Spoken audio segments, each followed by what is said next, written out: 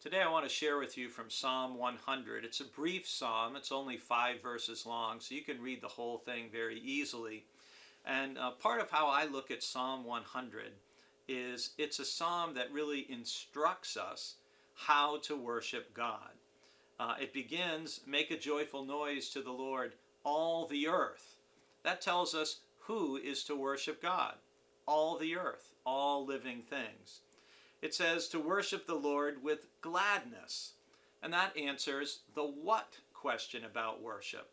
What are we to do? We are to worship the Lord with gladness and to come into his presence with singing. That's what we do when we worship.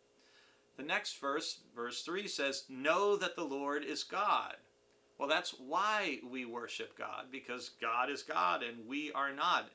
It is he that made us and we are his. We are his people, the sheep of his pasture. And that really connects both with our passage on Jesus being the gate for the sheep, as well as the message this coming Sunday where Jesus will say that he is the good shepherd and he knows his sheep and they know him and know his voice. And that brings us to our verse for today, verse 4, in our week about gates. Because it says, "Enter his gates with thanksgiving and his courts with praise. Give thanks to him, bless his name."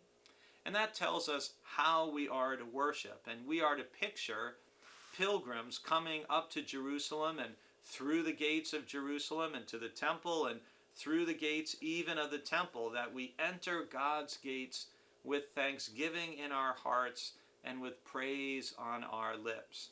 And so one of the gates that we hear in Psalm 100 is the gate of worship. And how important it is for us that we come through gates, whether those are physically the doors here at Brewster Baptist Church, or in your own quiet time when you open the Bible or you listen to Christian music, you take time in personal worship, that we are entering through gates to a particular place to do something special. I know many people have a particular place in their home, for example, where they have their quiet time and where they worship God. It could be in a particular chair or at their kitchen table. It could be in a study.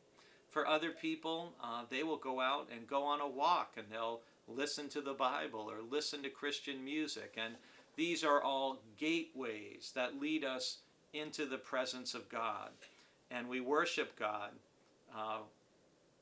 with singing, with praise, with gratitude, with gladness.